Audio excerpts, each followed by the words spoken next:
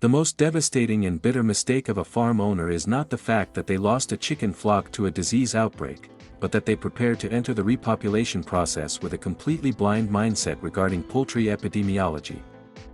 After witnessing empty chicken barns and heavy financial losses, the reflex of most producers is to hurriedly clean up superficially, spray a few liters of conventional disinfectant, and immediately import a new batch of baby chicks with the hope of recovering their lost capital.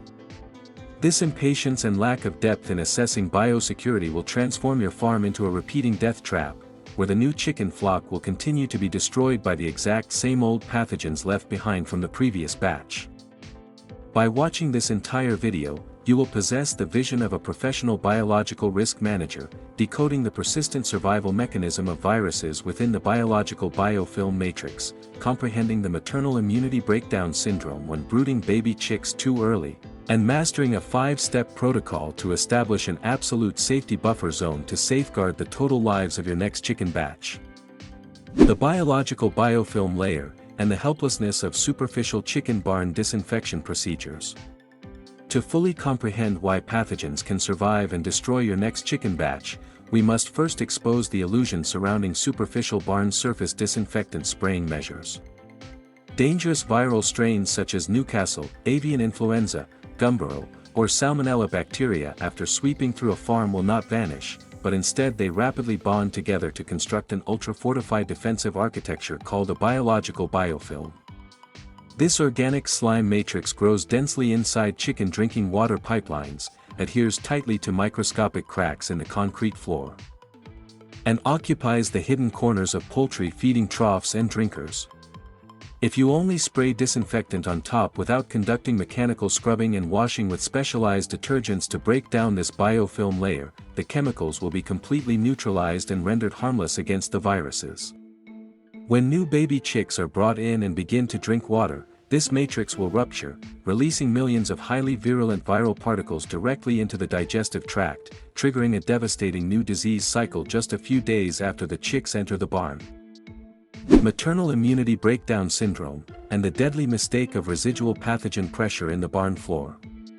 The second core biological factor causing newly repopulate chicken batches to constantly exhibit a higher mortality rate than previous ones is the breakdown of the maternal immunity barrier under the pressure of an excessively large residual pathogen load in the brooding environment. Baby chicks newly imported to the farm always carry within themselves a quantity of natural antibodies transferred from the mother hen through the egg yolk, providing them with temporary self-defense capabilities against chronic respiratory disease, Gumboro, or Merrick during their first weeks of life. However, this protective barrier is only capable of fighting off a low to medium level of microbial pressure. When you repopulate too early in a barn environment that remains heavily contaminated, the colossal volume of viral particles clinging to curtains, walls, and brooding nets will immediately surround and assault the baby chicks relentlessly. This extreme overload will rapidly neutralize and break down the entire maternal antibody reserve, before the chick's own immune system has time to mature, leaving the young birds exposed to acute pathogens and causing simultaneous defense collapses right from the brooding stage. Stress-induced immunosuppression syndrome, and the activation of opportunistic bacteria populations harming chickens. An extremely dangerous biochemical loophole that poultry producers frequently overlook during the repopulation process is stress-induced immunosuppression syndrome caused by environmental factors, the primary trigger that activates existing opportunistic bacteria reservoirs inside the chicken's body. When baby chicks are transferred into an old brooding environment that is dirty or carries toxic chemical residues, their bodies will immediately trigger the hypothalamic pituitary adrenal endocrine axis, releasing a massive amount of corticosterone hormone into the circulatory system. This prolonged elevation of stress hormones causes the contraction of central lymphoid organs of the poultry such as the bursa of Fabricius and the thymus, finalizing the paralysis of white blood cell mitosis and completely freezing natural phagocytic capacity of the chickens. An endogenously collapsed immune system will lose its ability to control existing opportunistic bacteria within the respiratory and digestive systems of the chicken such as Pastorella, which causes fowl cholera, or Escherichia coli, allowing them to rapidly multiply in mutant numbers. Your newly imported chicken flock will be rapidly devastated and suffer mass mortality not because of highly exotic diseases, but because of common pathogens activated by the exhaustion of self-defense energy due to barn stress.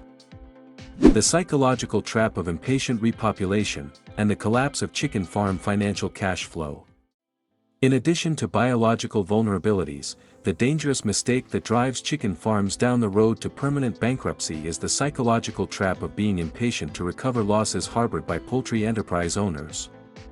Having to bear fixed overhead costs such as operational electricity bills for exhaust fans, chicken brooding heaters, barn depreciation expenses, and debt pressures from feed dealers creates an incredibly terrifying psychological burden.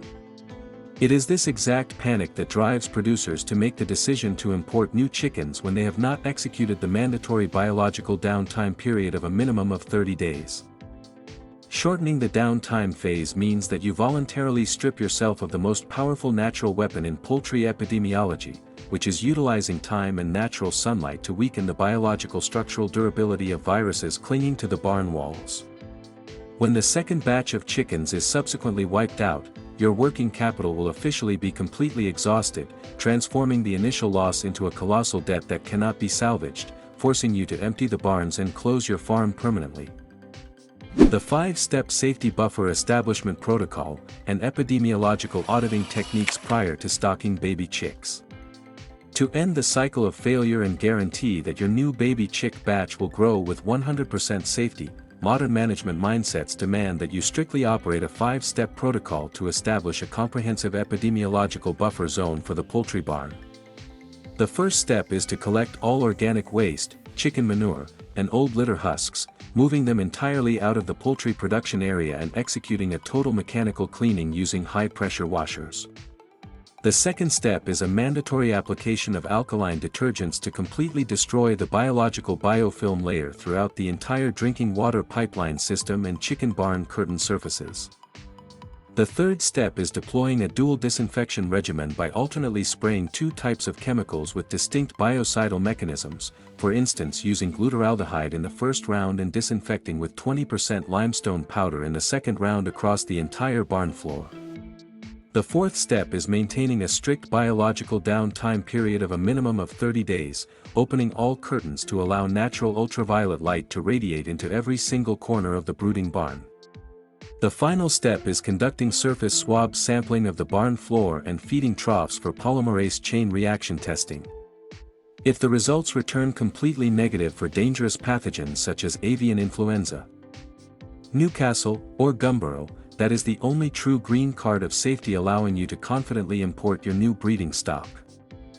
Controlling your own impatience and thoroughly understanding the laws of environmental biosecurity is the ultimate measure of technical competence for a true high-tech chicken farm manager. In your opinion, among the barn processing steps just analyzed, maintaining the mandatory downtime period of a full 30 days, completely resolving the biofilm layer inside the water pipelines, or the cost of conducting polymerase chain reaction testing to verify pathogens prior to stocking is the task that creates the most difficulty and hesitation for you today. Please leave your thoughts in the comments section below, so we can dissect this topic more deeply in future videos.